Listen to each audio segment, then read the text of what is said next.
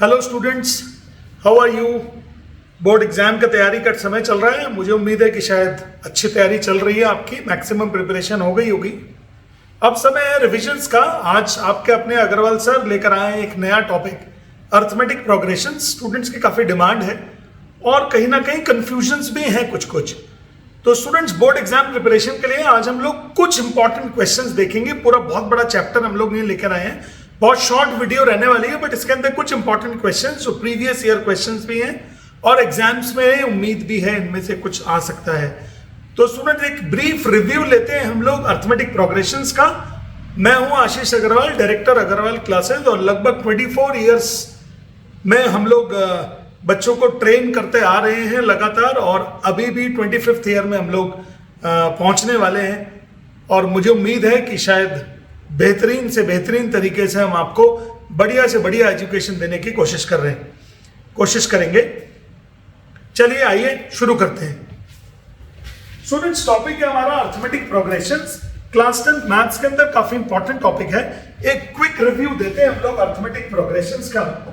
आप सब लोग को मालूम है कि इसको हम लोग जानते हैं कैसे हैं, AP, arithmetic progression. This is arithmetic progression. AP के अंदर आपको मालूम है स्टूडेंट्स, आज हम लोग बहुत बेसिक लेवल पर नहीं जाने वाले कि एपी क्या होती है, क्योंकि ऑलरेडी देखिए दिस इज February लास्ट, तो मुझे उम्मीद है कि इस टाइम मैक्सिमम प्रिपरेशन आपकी हो चुकी है। हम तो कुछ क्वेश्चंस को डिस्कशन करना चाहते हैं। तो इंपॉर्टेंट प्रिपरेशन होता है, इंपॉर्टेंट फॉर्मूला होता है। सबसे पहला फॉर्मूला कॉमन डिफरेंस का फॉर्मूला होता है A2 माइनस A1 और या फिर A3 माइनस A2, यानी एक टर्म से उससे पहले वाली टर्म को माइनस करते हैं तो आता है कॉमन डिफरेंस। इसको हम लोग जनरल तरीके से ऐसे भी लिख सकते हैं an माइनस 1, यानी nth टर्म में से n माइनस 1th टर्म को सब्ट्रैक्ट कर देते हैं। सिंपल भाषा में एक टर्म में से उसके पहले वाली टर्म को सब्ट्रैक्ट करेंगे तो आ जाएगा एक कॉमन डिफरेंस।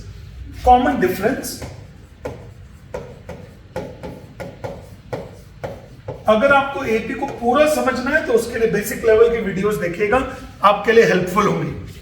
तो स्टूडेंट्स, कॉमन डिफरेंस का ये फॉर्मूला हो गया। एक एन का फॉर्मूला आपको पता है, a1 plus n minus 1 into D, nth term. This is the formula for the nth term. ये सेकंड फॉर्मूला हो गया nth टर्म के लिए, a1 plus n minus 1 into D. फिर एक होता है sum of n terms, sum of n terms का formula students n by 2a plus n minus 1 into D. अगर आपको नंबर ऑफ टर्म्स मालूम है, फर्स्ट टर्म मालूम है, and the common difference is also known to you, you can apply the formula n by 2 into 2a plus n minus 1 into d, the formula for the sum of n terms। और students, sum of n terms का एक और formula भी है, n by 2 into a1 plus an। अगर आपको किसी AP में फर्स्ट टर्म मालूम है, लास्ट टर्म मालूम है और टोटल नंबर ऑफ टर्म्स मालूम है, तो फॉर्मूला लग सकता है n by 2 into a1 plus an। बिल्कुल सिंपल तरीके से एक तरह से फॉर्मूला रिवाइज कराए हम लोगों ने आपको, क्योंकि बेसिक लेवल हम ऑलरेडी आपको करा चुके हैं। आप प्रीवियस वीडियोस में किसी टाइम जाके देख सकते हैं अगर आपको जरूरत होती है तो एपी के फॉर्मूले। तो स्टूडेंट्स, चलिए शुरू करते हैं। कुछ क्वेश्चंस हम लोग लेकर आए प्रीवियस ईयर क्वेश्चंस के क्वेश्चन बैंक से, आपके लिए कुछ इंपॉर्टेंट क्वेश्चंस। क्वेश्चन नंबर 1 ये आ गया आपकी स्क्रीन पर। क्वेश्चन नंबर 1 बेसिक लेवल का क्वेश्चन है स्टूडेंट्स, बिल्कुल सिंपल लेवल का क्वेश्चन।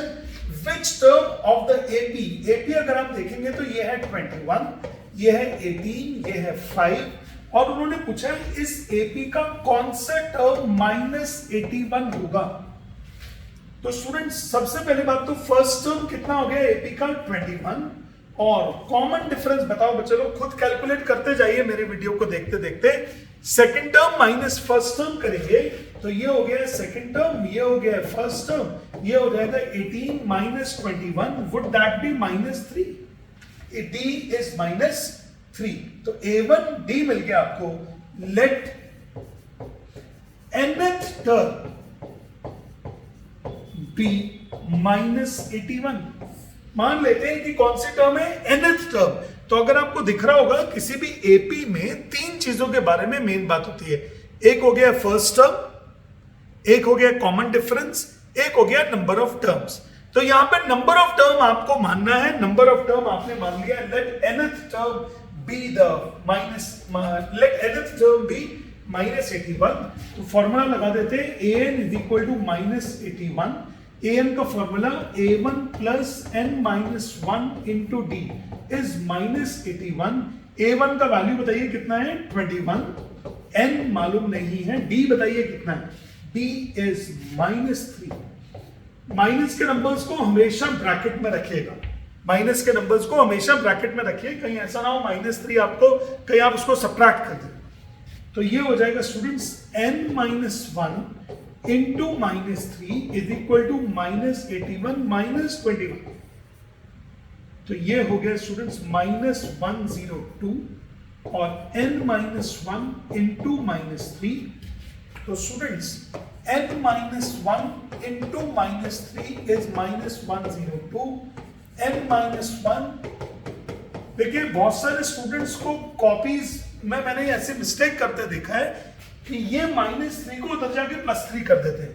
ये स्टूडेंट्स माइनस 3 मल्टीप्लीकेशन में है, तो मल्टीप्लीकेशन से जब ट्रांसपोज होगा उधर तो डिवीजन में जाएगा और साइन चेंज नहीं होता है। तो माइनस 3 इज मल्टीप्लीकेशन से डिवीजन में हो गया।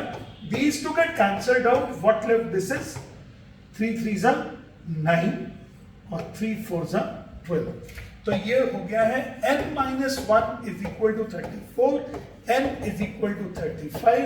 That means 35th term of the given AP is minus 81। ये तो हो गया स्टूडेंट इस वाले क्वेश्चन का आंसर।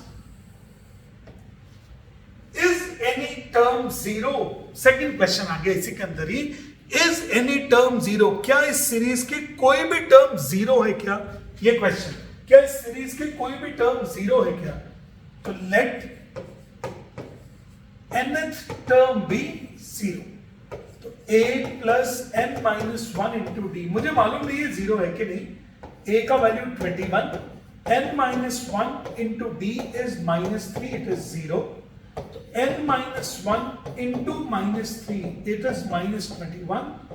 सेम कॉन्सेप्ट चल रहा है स्टूडेंट्स, माइनस 21 में माइनस 3 से डिवीजन करेंगे तो ये हो जाएगा 3 7। तो n is equal to 8, that is yes, 8th term is zero. Question में पूछा था कि क्या इस सीरीज में कोई भी टर्म जीरो है, तो yes 8th term is zero. Students अगर n का वैल्यू सॉल्व करने पर डेसिमल्स में है, फॉर एग्जाम्पल n आ गया है 8.22 सपोज, तो इसका मतलब 8.22 का मतलब ऐसा नहीं है कि अब आप उसको राउंड ऑफ करके 8 कर दोगे, नो। या 8.92 आया तो आप 10 कर दोगे, बिल्कुल नहीं। अगर n डेसिमल्स में आ रहा है तो दैट मीन्स कि वो टर्म एग्जिस्ट नहीं करती है, क्योंकि n is the number of term, एक पॉजिटिव इंटीजर होना चाहिए n।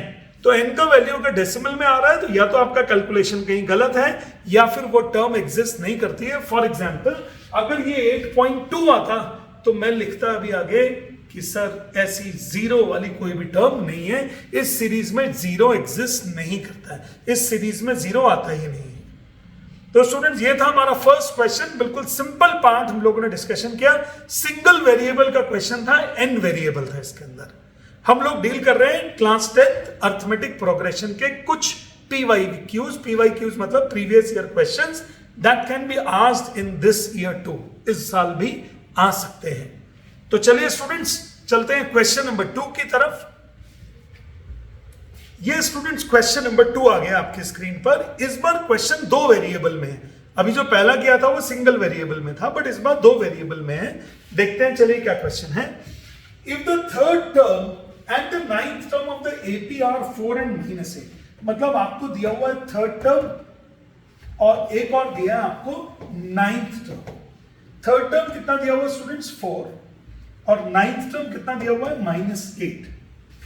तो students A1 plus 3 minus 1 into D is 4, A1 plus 2 into D is 4.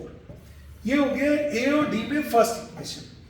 फिर ये हो जाएगा A1 plus 9 minus 1 into D is 8, तो A1 plus 8D is equal to -8। ये हो गया equation number 2।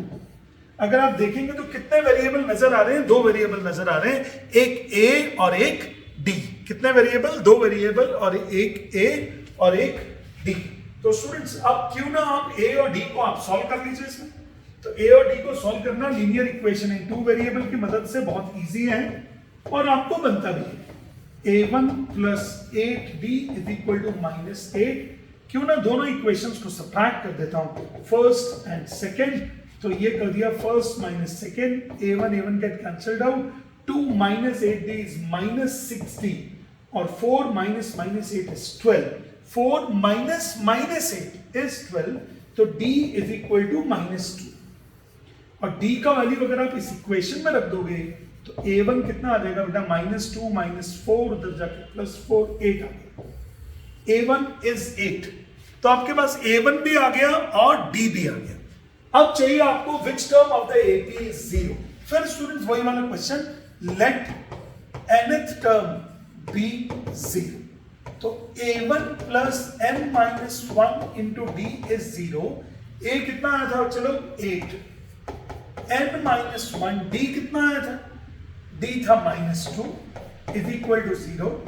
n minus 1 into -2 is -8, n minus 1 is equal to 4।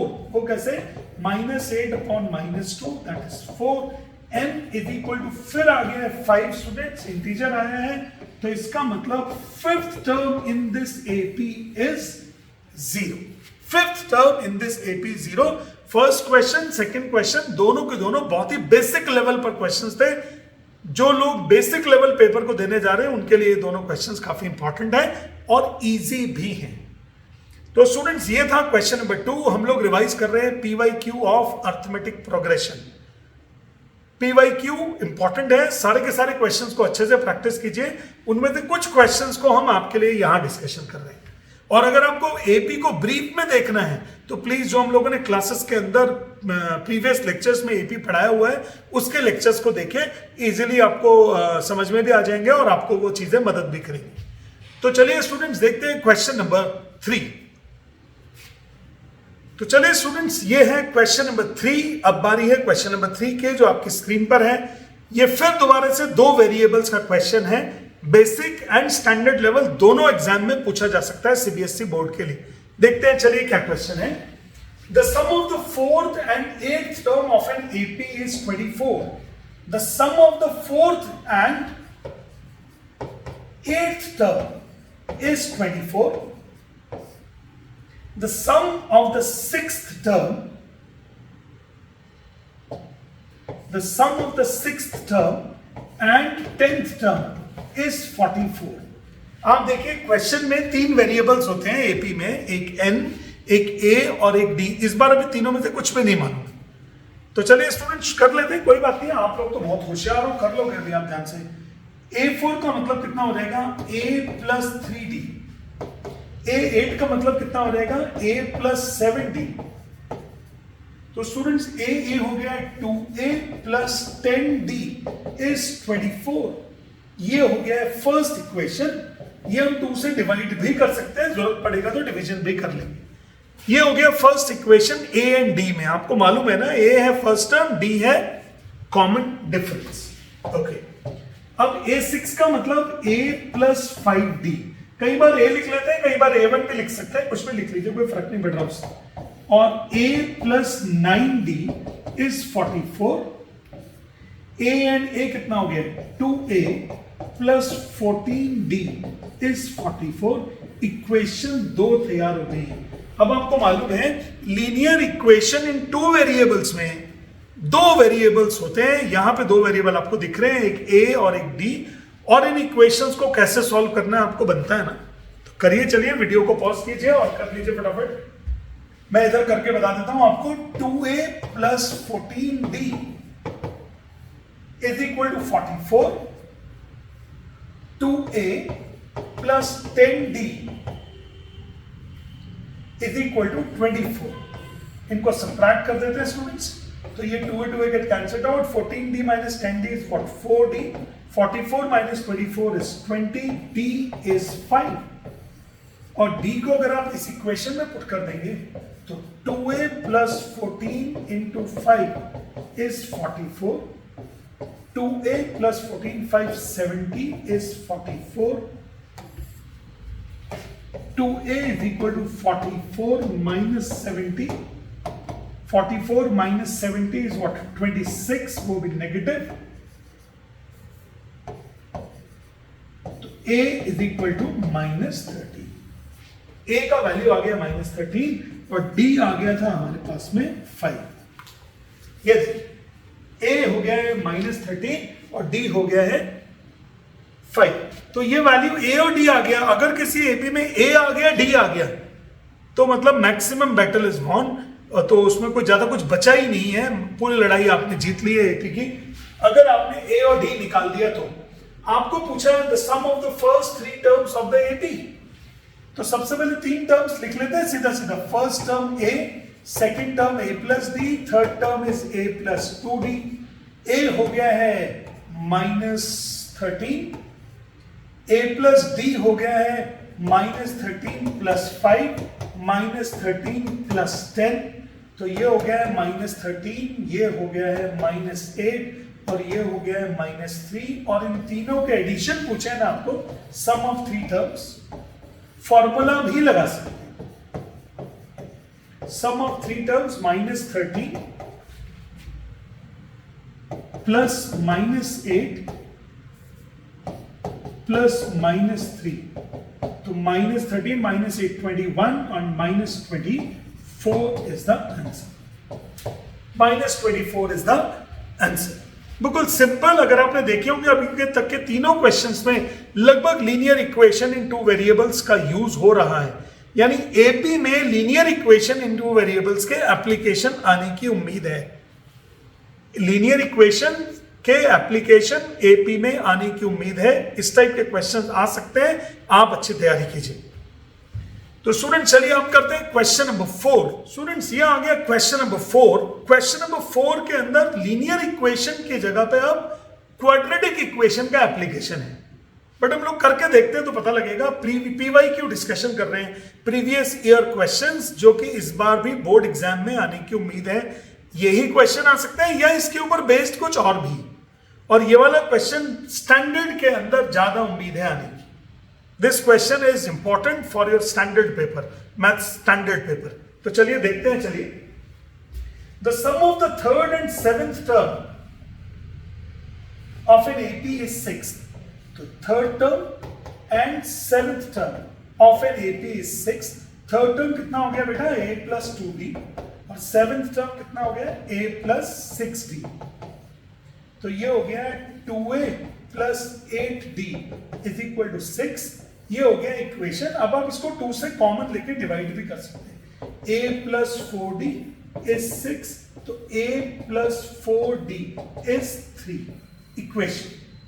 इस equation को मान लेता हूं इक्वेशन नंबर 1। अब स्टूडेंट नेक्स्ट देखिए, ये दिया हुआ their product is 8। Their product मतलब a3 into a7 is 8। a3 into a7 is 8। तो देखिएगा a plus 2 into D into a plus 6 into d is 8। देखिए दो चीजों का मल्टीप्लीकेशन आ रहा है ना, तो अब डिग्री 2 में कन्वर्ट हो रहा है क्वेश्चन। a इंटू a करेंगे तो a स्क्वायर वाला डिग्री हो गया, मतलब क्वाड्रेटिक में पहुंचने हैं। हम लोगों ने क्वेश्चन को शुरू करते हुए बोला था ना आपको कि ये एक क्वाड्रेटिक इक्वेशन का एप्लीकेशन है।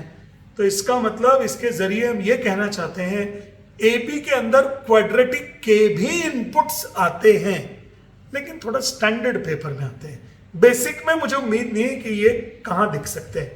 बेसिक में थोड़ी कम उम्मीद है, लेकिन हाँ स्टैंडर्ड के पेपर में ये चीजें अवेलेबल हो सकती हैं। You can see these type of questions in standard paper.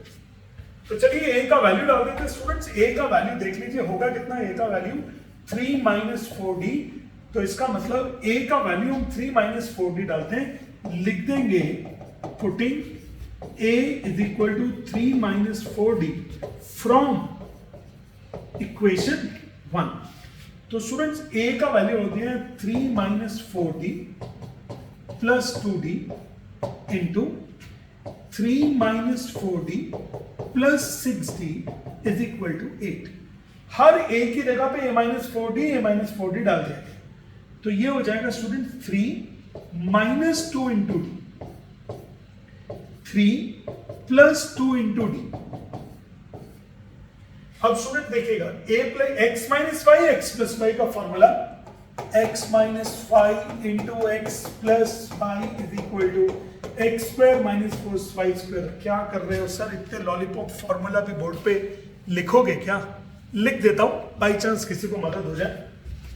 हमारा क्वेश्चन था 3 minus 2d into 3 plus 2d is equal to 8। Formula लगाया स्टूडेंट, ये हो जाएगा 3 square minus 2d the whole square is equal to 8। तो ये हो जाएगा 9 minus 4d square is equal to 8, 9 minus 8 is equal to 4d square, तो 1 is equal to 4d square, d square is equal to 1 by 4, तो 1 by 2 is equal to d, d is equal to 1 by 2। तो अगर d का value 1 by 2 हो गया है तो इसको डाल देता हूं मैं सेकेंड या थर्ड, इसको इक्वेशन नंबर 2 डाल देते हैं। अब a का वैल्यू था 4 माइनस 3d या 3 माइनस 4d, a का वैल्यू था 3 माइनस 4d, तो a इंटू 4 इंटू 1 बाई 2, तो ये हो जाएगा 3 माइनस 2 दैट इज 1। तो स्टूडेंट्स अब आपके पास a भी है 1 और d भी है 1 बाई 2, राइट। अब देखते हैं क्वेश्चन में क्या पूछा है। Find the sum of the first 16 terms of an AP। तो a हो गया है 1, d हो गया है 1 by 2, find the sum of the 16 terms.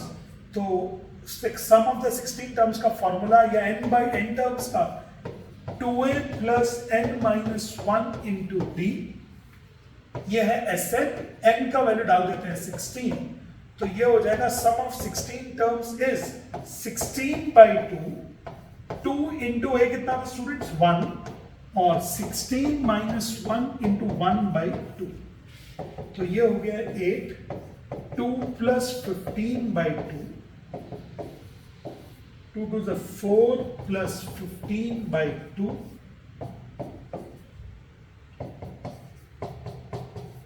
यानी आंसर हो गया है 76।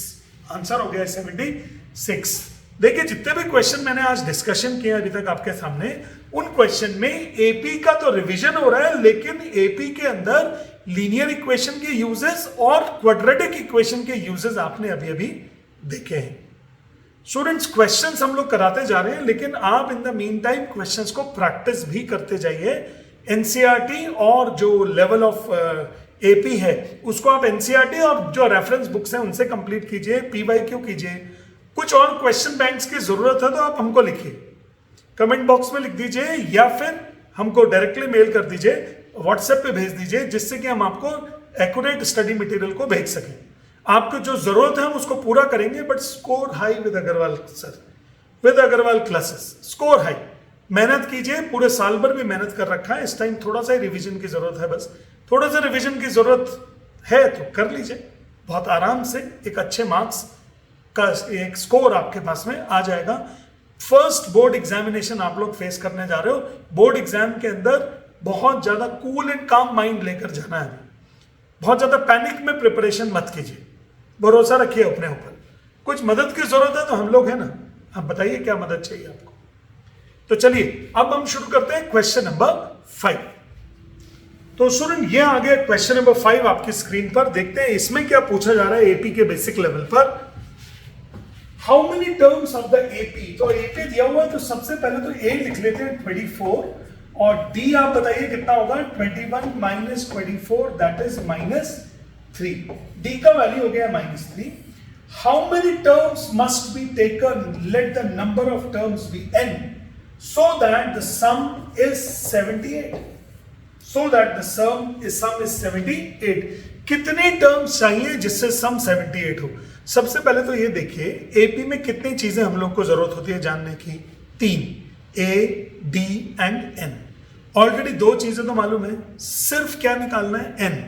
तो आप ये समझिए इस क्वेश्चन को देखते ही, भले ही आपने पहले कभी किया हो या नहीं किया हो, ये सोचिए ए दिया हुआ है, डी दिया हुआ है, सिर्फ एन निकालना है, मतलब ये क्वेश्चन इजी होगा। मन में कॉन्फिडेंस बनाइए पहले कि यार ये क्वेश्चन तो इजी होगा, मैं करने की कोशिश करता हूं। तो चलिए कोशिश कर रहे हैं तो मैं करा देता हूं आपको। सम ऑफ एन टर्म्स का फॉर्मूला है n/2 2a plus n-1 into D. तो n/2 2a 2 into 24 plus n-1 d into D का वैल्यू -3 और ये है सम 78। ये 2 इधर मल्टीप्लाई कर देता हूं तो 16 1 156 n 48 -3n +3। देखिएगा प्लीज, -3 को n से मल्टीप्लाई किया तो -3n, -3 को -1 से मल्टीप्लाई किया तो +3, तो 156 और ये हो जाएगा n इंटू 51 -3n। तो स्टूडेंट्स ये हो गया quadratic, 51n - 3n square, 51n - 3n square. तो 3n square minus 51n plus 156, ये हो गया अब आपके पास में कॉन्सेप्ट ऑफ क्वाड्रेटिक। अब आप इसको सॉल्व करने के लिए आपके पास 2 तरीके हैं, या तो आप मिडिल टर्म स्प्लिटिंग कर लीजिए या क्वाड्रेटिक इक्वेशन के लिए फॉर्मूला मेथड भी आपके पास एक मेथड है, x = -b plus minus under root d upon 2a where d is the discriminant। Quadratic में पहुंच गए हम लोग, भूल मत जाना हम लोग एपी कर रहे हैं, क्वाड्रेटिक नहीं। देखिए इससे 3 कॉमन लेके देखता हूं, n² - 17n और प्लस 52 = 0। तो ये हो गया students n² - 17n plus 52 = 0। Middle term splitting की एक अच्छी प्रैक्टिस आपको होनी चाहिए। और एक बात और बोलूंगा, अगर आप मिडिल टर्म स्प्लिटिंग में थोड़े से भी कंफ्यूज्ड हैं तो आपको आई बटन में मैं कुछ वीडियो के लिंक दे दूंगा, उन वीडियो को देखकर आप लोग बड़े आराम से मिडिल टर्म स्प्लिटिंग की प्रैक्टिस कर सकते हो। हम लोगों ने 3 आवर्स के वीडियो शूट कर रखे हैं मिडिल टर्म स्प्लिटिंग के ऊपर, 3 वीडियोस हैं 1 आवर ईच। तो अगर आप चाहें तो मिडिल टर्म स्प्लिटिंग को मास्टरिंग वहां से कर सकते हैं, that is mastering middle term splitting, अगर जरूरत है तो। चलिए तो स्टूडेंट्स ये हमने मिडिल टर्म स्प्लिटिंग कर दिया है, 13 4 52, तो ये हो गया n common, n - 13 -4 n - 13 = 0, n - 30 into n - 4 = 0। n का वैल्यू हो गया है 13, n का वैल्यू हो गया है 4। n का वैल्यू या तो 13 होगा या फिर क्या होगा 4 होगा, n का वैल्यू या तो 13 या फिर 4। इस तरह से आप लोगों ने देखा कि इसके अंदर डबल आंसर आए। तो अगर सम गिवन है और n का वैल्यू डबल आ रहे हैं तो इसका मतलब आप ये बोलते हैं सर 4 टर्म्स का सम लेंगे, सम ऑफ 4 टर्म्स, 4 टर्म्स वो भी 78 आएगा। सम ऑफ 13 टर्म्स लेंगे वो भी 78 आएगा। दिस मीन्स 4th टर्म से लेकर और 13th टर्म तक का एडिशन 0 होगा। इसका मतलब 5th टर्म से लेकर 13 टर्म्स तक का एडिशन कितना होगा 0। यानी अगर आप शुरू के 4 टर्म्स लोगे तो सम 78 आ जाएगा, बट उसके बाद के जो 5th टर्म से लेकर 13 टर्म्स तक का सम होगा वो कितना होगा 0। तो अगर आप शुरू के टोटल 13 टर्म्स लोगे तो उनका सम भी 78 आ जाएगा। इसी को बोलते हैं एक्सप्लेन द डबल आंसर। ऐसे क्वेश्चंस में पूछा जाता है एक्सप्लेन द डबल आंसर। तो आप लोग ये लिख सकते हैं कि the sum of the terms from 5 to 13 term is 0 because d is negative, because d is negative, d is lesser than 0। इसका d जो है ना वो लेसर देन 0। तो स्टूडेंट्स मैंने आज आपके लिए सिर्फ 5 क्वेश्चंस कराए एपी के ऊपर। आप पहले इन 5 क्वेश्चंस को करिए और अपना कॉन्फिडेंस गेन कीजिए। कॉन्फिडेंस आएगा तो नेक्स्ट वीडियो को भी देखने में मजा आएगा। बहुत छोटी छोटी वीडियोस हम लोग ये बना रहे हैं और 4-4, 5-5 क्वेश्चन ही रिवाइज करा रहे हैं। आप लोग कोशिश कीजिए कि इन क्वेश्चंस को देखें, रिवाइज करें, एनसीईआरटी को रिवाइज करें और सीबीएसई बोर्ड एग्जाम की एक अच्छी तैयारी में लग जाएं। जो कुछ डाउट्स हैं तो आप हमको जरूर भेजिए, व्हाट्सएप पे लिखिए और या फिर हमको आप कमेंट बॉक्स में भी इसके डाउट्स को आप बता सकते हो। तो I wish you all the best. Agarwal classes ऐसी वीडियोस अभी और भी लेकर आते जाएगा।